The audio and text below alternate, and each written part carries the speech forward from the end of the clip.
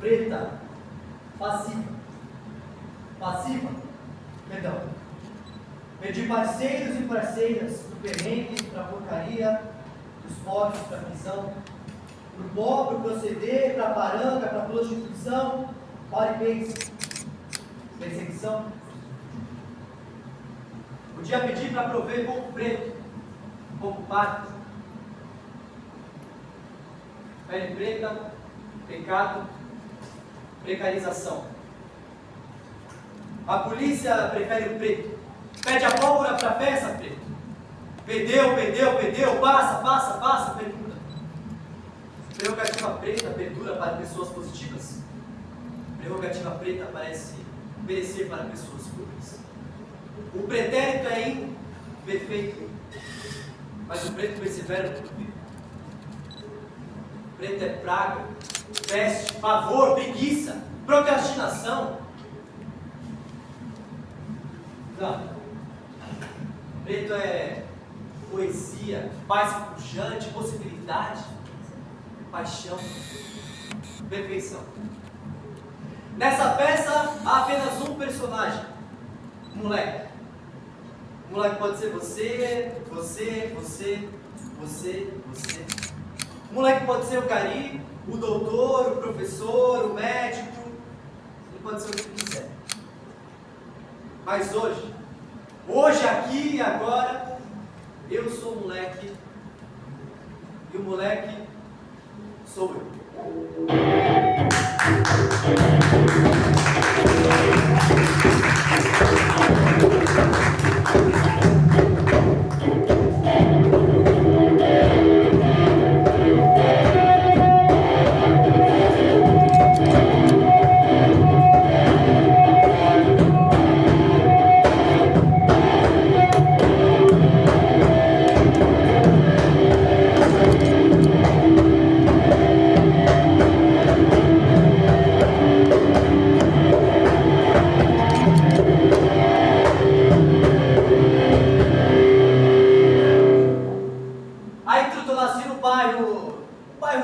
Da Zona Sul, da periferia de São Paulo, tá ligado? O nome do bairro? Americanópolis. Eu sempre ouvia funk, no somzão alto, das caixas que passavam na quebrada. Mas em casa mesmo que rolava, o que eu ouvia mesmo era o rap. O rap foi meu grande professor, que sempre me ensinou e me conduziu na minha vida inteira. Quando eu fiz 13 anos, eu comecei a voltar da escola para casa sozinho, de busão. Então eu passava a catraca, descia no ponto, e aí eu começava a descer a ladeira, em meio a uns passos largos e uns pinos de cocaína espalhados pelo chão. Aí eu tive que aprender a ser um malandro mesmo. Aquele malandro 24/7, tá ligado? Sempre na atividade. Tem uma música do Santi, mano, que é assim: sem espaço para emoções, a luz ensina que se eu seguir só meu coração, eu me fodo na próxima esquina. Diferente dos moleques da minha quebrada, eu tive um privilégio de estudar educação privada a minha vida inteira. Eu gostava muito de ir para a escola, mas aí fica fácil ir para a escola. Se você tem uma boa infraestrutura, se você tem bons professores, se você tem material didático, se você tem silêncio. Mas, mano, tem um barulho na minha cabeça que me azucrina, tá ligado? Aí, você sabe qual que é o peso do revólver calibre 38? Aquele 38 de 6 tambor, tá ligado? Você sabe quanto que é, quanto que pesa um bagulho desse? O bagulho pode pesar até 1 quilo, mano. Sabe quanto que pesa 1 quilo? Um pacote de farinha, um pacote de macarrão, um pacotezinho de feijão. E aquelas canetas, tá ligado? Aquelas canetas de esferográfica, transparente, que todo mundo tem em casa. Eu só não vou falar o nome porque não tá patrocinando o bagulho, né, mano? Aquelas que eu sei que você tem em casa. Eu sei que você tem em casa, tudo. Eu sei que você tem em casa. Aquelas canetas. Sabe quanto que pesa esse bagulho? Pode pesar de 6 a 10 gramas. Aí, truta, é fácil responder essa pergunta, qual que pesa mais? É muito simples, mas pra nós que vem da quebrada, cuzão, não é simples não. E é verdade. Para o moleque que vive ali, na beira, na margem, encarando o precipício, esperando precipício, encarar ele de volta. O moleque já não é uma resposta tão fácil de dar.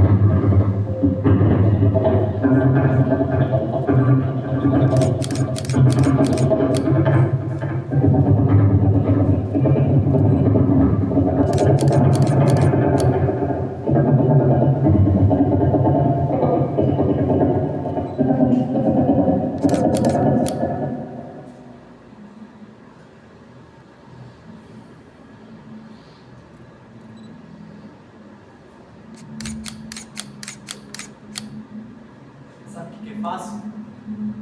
A fantasia. Eu sempre gostei dos magos na cultura popular. Eles sempre me encantaram.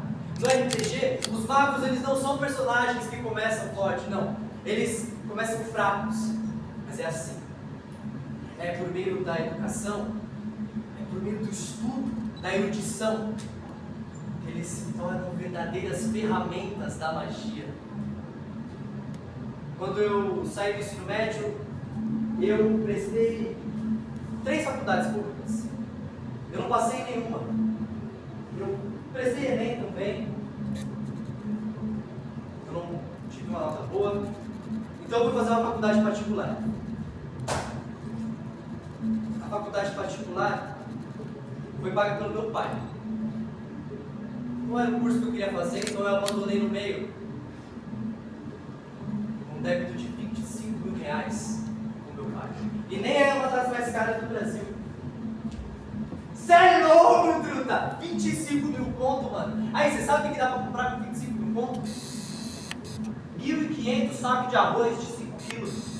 Sabe o que dá pra comprar com 25 mil conto? Mano, você consegue comprar 5.300 litros de leite. Você consegue comprar 5.019 sacos de macarrão, mano. Você é louco.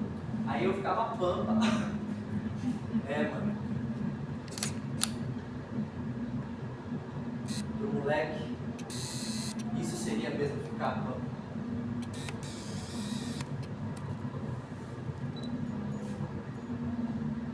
Eu queria que a gente fosse feito de aço. Que todos nós fôssemos feitos de aço. Eu acho que isso sim é sempre. Ô mãe! Mãe! Mãe! Ô mãe! Mãe! Mãe, eu saí mais cedo para trabalhar porque eu vivia debaixo do seu teto. Na época eu não entendia muito bem o conceito, mas eu não estava afim de dar um teco, um beco, perdendo meu tempo. Eu acho que é porque a senhora sempre me deu carinho, respeito, afeto, sabe? Papo reto, aquele amor escancarado, nunca discreto, concreto. Ô mãe, às vezes eu caio no meu fracasso, eu caço o meu espaço, eu peço sempre pelo preço baixo, porque a pobreza aqui é a curto, médio e a longo prazo. Mãe, eu peço por ilusões, nas praças, nas faixas, dos manos, nas minas, nas vielas, nas favelas, nas esquinas. Se todas as drogas fossem livros, eu estava muito traficando rimas para evitar mais chacinas. Aí, truta, vou te contar uma história.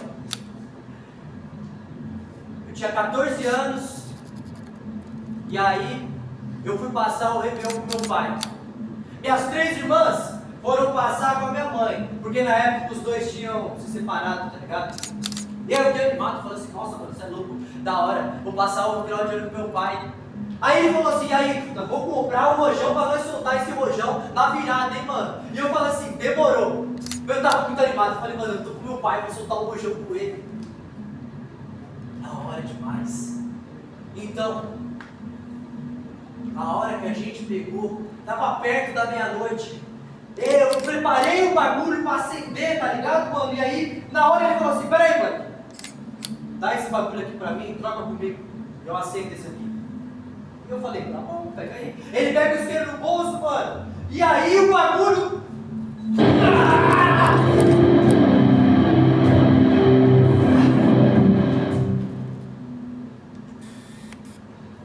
O rojão tava ao contrário. Você é louco, Tuto? Eu lembro do bastão do meu pai, assim, em carne viva. Nós morávamos na favela nessa época. Favela e UPA já não combina. No final do ano, na virada ainda, você é louco. Aí, qual foi a última vez que você sentiu saudade? Qual foi a última vez, da última vez que você sentiu saudade pela última vez? Qual foi a última vez que você disse seu último adeus? Qual foi a última vez que você falou última vez, pela última vez que você falou pela última vez que você sentiu saudade de alguém que você disse seu último adeus?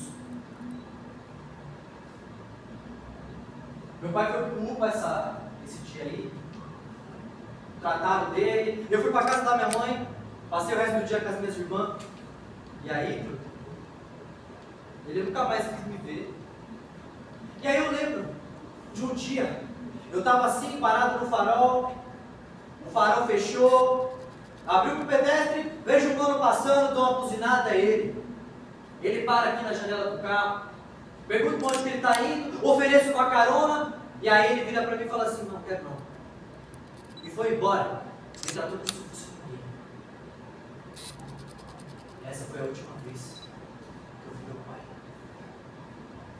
Eu nunca precisei dele, não preciso agora. Não, e sabe o que mais, meu filho? Eu vou me formar sem ele, eu vou arrumar um bom emprego sem ele, eu vou casar com uma mulher legal, eu vou ter um monte de filhos e eu vou ser um pai muito melhor do que ele foi. Eu não vou precisar dele para isso, porque ele não teria porcaria nenhuma para me ensinar sobre como se ama um filho. Você já parou para pensar o que será que aconteceria com os heróis da nossa cultura popular se eles tivessem desistido? Se eles tivessem sucumbido? Os heróis, eles passam por algo que a gente chama de jornada do herói. É uma jornada de ascensão e queda de 12 etapas. Vocês conhecem a DC Comics? A DC Comics, ela tem a Tropa dos Lanternas Verdes. A Tropa dos Lanternas Verdes é regida pela cor verde, a cor da força de vontade. Nessa época, quando eles não têm mais a força de vontade, eles abraçam o amarelo, o poder do medo. Mas e na nossa vida real? O que será que acontece na vida real? Quando a gente perde, quando a gente sucumbe, quando a gente fracassa? Não sei. Tem um super-herói deles que eu acho muito da hora. Você é louco, mano? É o super-homem, mano. Você é louco? Mano, o super-homem é o super-herói mais da hora de todos os tempos. O cara é indestrutível. O cara é o verdadeiro homem de aço, mano. Você é louco? Sabe quando que ele surgiu? 1938. Ele era incrível. Ninguém parava ele, nada parava ele. Então, em 1949 surgiu a Kryptonita, tá ligado? Na verdade, ela só foi a fraqueza dele na edição 161 da mesma história em quadrinhos, lá em 1951. Mas aí como é que você conecta o leitor ao personagem? Se ele é um ícone branco de bondade e superioridade, como é que você conecta, truta? É simples. É muito simples. Mata ele. Mata ele. Mata o símbolo. Aí você deixa a ideia permanecer. Em 1993, as vendas da DC não estavam da hora, não. Aí eles lançaram esse evento. A morte do super-homem. Bagulho, mano, subiu exponencialmente as vendas. Aí, a gente percebeu. Se você mata o símbolo, a ideia fica. Nessa história, 4 outros personagens tentam pegar o manto do super-homem. Eu queria mesmo que a gente fosse feito homens e mulheres de aço. Para a gente não precisar sucumbir.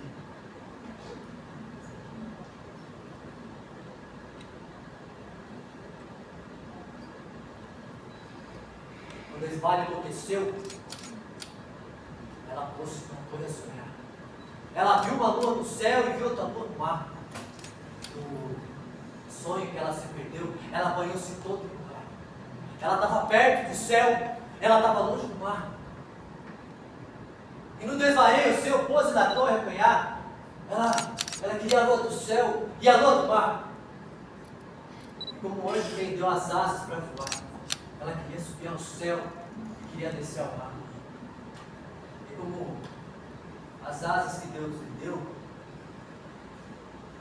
flágio de palha, sua alma subiu ao céu e o corpo desceu ao mar. A Esmalha perdeu a força de vontade e sucumbiu. Quer me ver sucumbir? Quer me ver fracassar? No dia 18 de junho de 2024, eu estava na minha casa e resolvi comprar uma joia nova para o meu príncipe. Então eu levantei da minha cama, eu fui até o meu guarda-roupa e peguei a minha camiseta favorita. Uma camiseta vermelha, polo, da Dudalina, brasão do lado esquerdo do peito. Eu visto a camiseta, saio da minha casa e vou direto ao centro da cidade. Chegando na loja, eu me dirijo até ao corredor de bijuterias.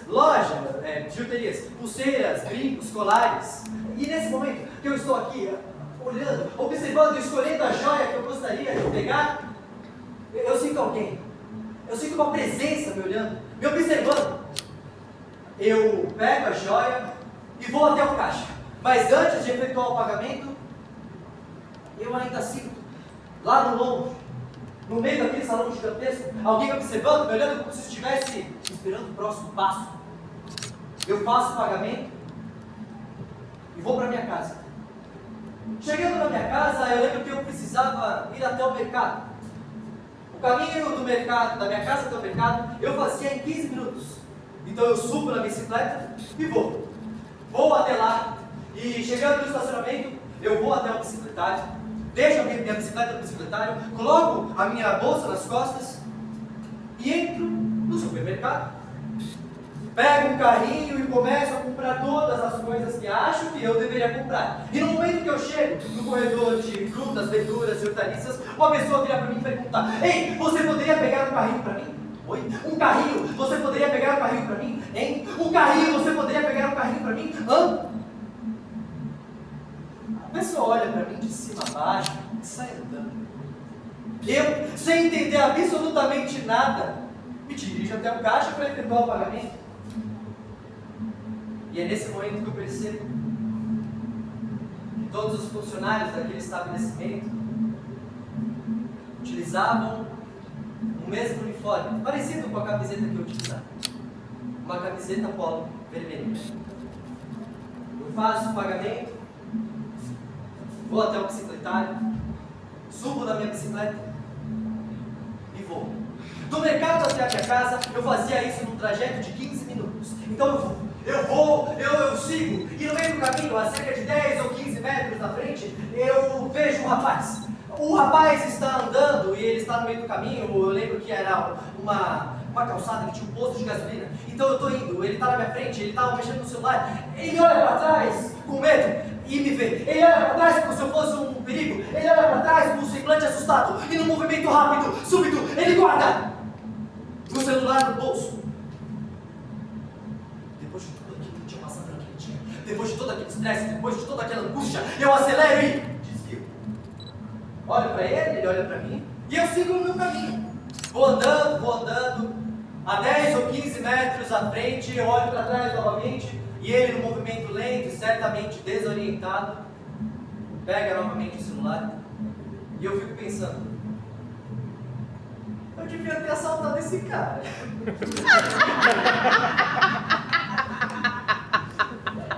Mas não. Esse não sou eu. Passando por um policial, mão no coldre, ameaça potencial. Quem diria que no país do carnaval a maior questão seria racial?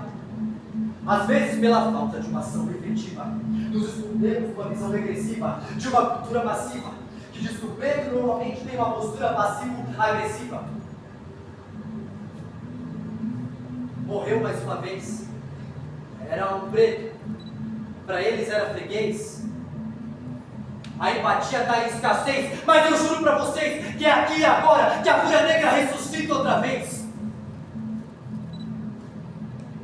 Quantos dos meus não se perderam na droga?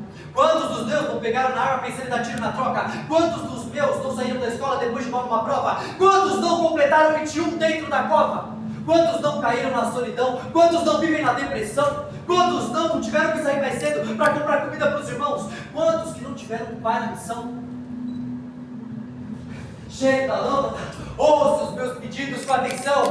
Eu desejo paz, barriga cheia, saúde e educação. Eu desejo para o meu povo salvação, mas acima de tudo, eu desejo que parem de matar a nossa nação.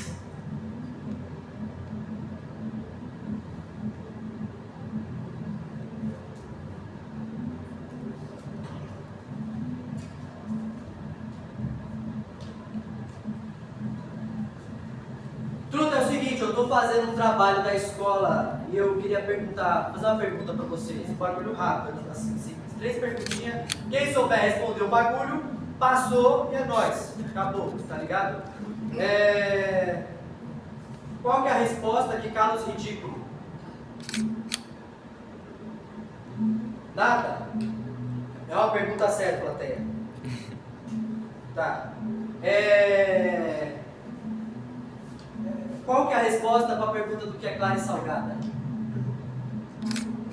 Oi? Alguém falou alguma coisa? Como? Acertou. A última pergunta. A primeira vocês vão ficar me devendo, né? Caramba. A terceira. Por acaso você saberia me dizer por que você não virou comida de tubarão? Comida de tubarão? Você sabe dizer porque você está aqui hoje em dia, truta? E não no fundo do mar? Opa, como é que é, mano? Ah, isso aí. Muito obrigado pela resposta. Vou fazer esse trabalho na escola e vou tirar um 10. Muito obrigado, viu? Mas essa é pra você, que não virou comida de tubarão. Em 2006, mano, os Racionais lançaram o DVD Mil Trutas, Mil Tretas. Era a primeira vez que nós ia ver o Mano Brown fazendo a performance da música A Vida é um Desafio, fazendo a performance daquilo que a gente sente na pele hoje em dia. É uma puta referência pra mim. Eu tenho outra referência também. O poema Ismalha, do Afonso de Guimarães, ele é da hora, eu sempre gostei demais. Ele, na verdade, ele é recitado na música de mesmo nome do cantor Emicida, tá ligado? Eu curto muito também. Sabe quem recita? A Fernanda Montenegro. É da hora, mano. Nessa música, o Emicida, ele traça uma rimas sobre o cantor Evaldo Rosa, não sei se alguém conhece, o cantor Evaldo Rosa. Ele teve o carro dele alvejado por 80 tiros, mano, confundido por carro de traficante lá no Rio de Janeiro. Não. Ele fala também da chacina do Costa Barros. Chacina essa que matou 5 jovens, mano. A polícia militar é assim, vista, principalmente, como a maior causadora dessa situação. 5 jovens por 111 tiros. 5 jovens com 111 tiros. Você sabe qual que é a anatomia de levar um tiro? O projétil sai pelo cano, ele entra pelo seu osso frontal, passa pelo seu tiro encéfalo, ele explode aqui a parte posterior, que nós chamamos de osso occipital, e sai pelo fundo da sua cabeça. Um projétil desse é necessário para você morrer. Imagina 111. Se um projétil é necessário para matar uma pessoa, quantos projéteis são necessários para matar 120 pessoas?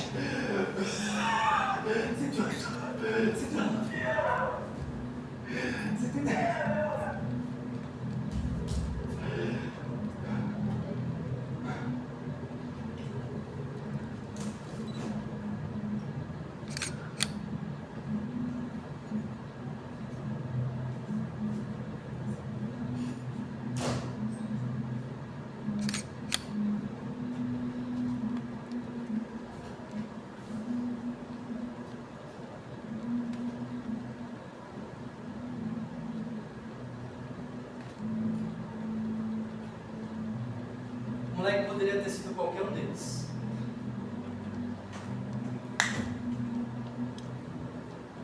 Mas não foi.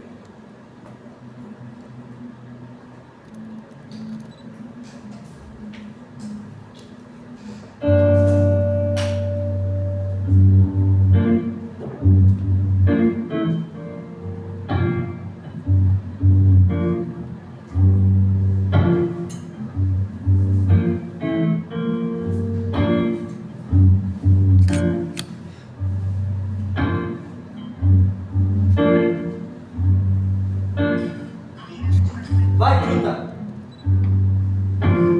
Você não é o cara que tem 1001 referências de um moleque de quebrada? Então eu quero saber todas as 1001 referências de um moleque de quebrada que você tem para me dizer agora.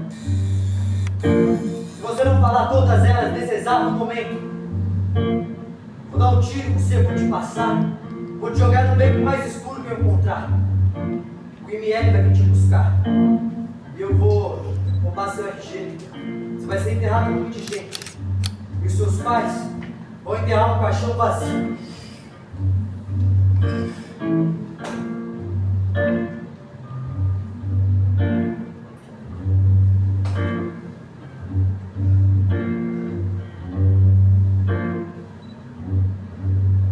Vou dando cada pedaço de quem é você, remoendo as migalhas para o vazio preencher. Milhares de pobres perdidos perto de perecer, familiares famintos é o que você vai ver. O sol é banho de luz, a sombra sobre você. Lá faz muito tempo que tem sido difícil viver. Se vejo a miséria na porta, eu me faço entender. Dominando cada pedaço de quem é você. Eu sei todas. Eu posso tentar. Eu tenho 1001 referências de moleque de quebrada. Eu sei que você quer que eu fale que eu já li Conceição Evaristo. Eu sei que você quer que eu fale que eu já li Bell Hooks. Você quer que eu fale o quê? Que eu ouço todos os raps possíveis do mundo? Jovem Jonga, PK, Baixo do Blues. Eu sei, eu vi Racionais, RZO, Facção Central, Trilha Sonora do Gueto. Eu sei que você quer tudo isso. Eu não sei dizer pra você tudo. Eu não sei dizer pra você tudo. Eu sei que você quer me ver sofrer. Eu sei que você quer me ver chorar. Eu sei porque aqui dói. Aqui dói, eu tenho várias neuroses na minha cabeça. E eu tenho várias neuroses aqui que seguem aqui na minha mente. Eu tenho várias neuroses que vem junto com essa cor de pele. É uma coisa que vem herdada, mano. Eu sei que é um negócio que vem herdado, que vem e que machuca a minha pele. Eu não tenho nenhuma corrente em mim aqui agora nesse momento, mas eu sei que é um negócio que me dói no coração, que me machuca, que me prende ao passado. É por isso que eu não virei comida de tubarão. É por isso que você não virou comida de tubarão. É por isso que você não virou comida de tubarão. Porque ainda dói. E se ainda dói, você tem que fazer doer. Não faz doer, não. Eu só tô aqui. Meus antepassados aprenderam a nadar. De braçada. A nadar de braçada.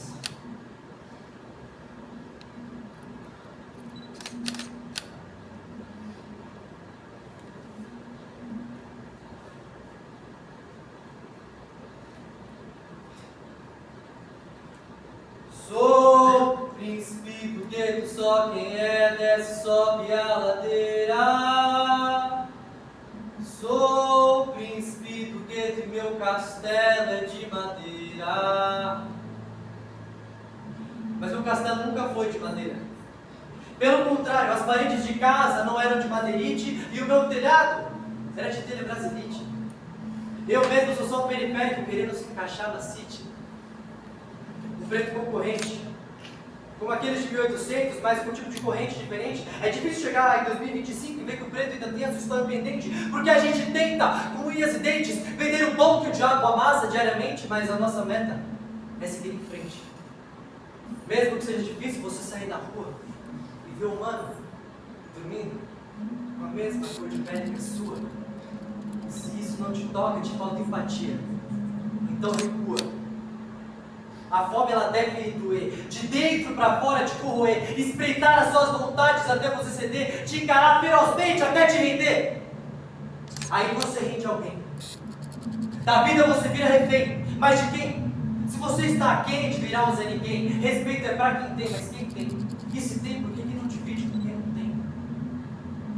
Sejamos francos, pois no passado fomos fracos. Paremos de compartilhar xingamentos e começamos a compartilhar mais pratos. As lutas não param. Desfrutemos da nossa companhia, pois os antigos em demasia guerrearam na imagem da alegria.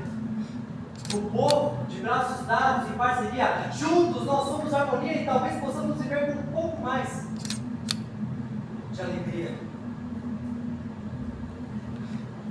Eu vou encerrar por aqui, mas eu espero que o verbo tenha sido eficaz, que o coração tenha conseguido ouvir de forma sagaz.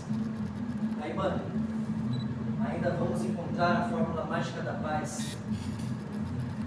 O futuro é jovem, eu mesmo sou só um moleque.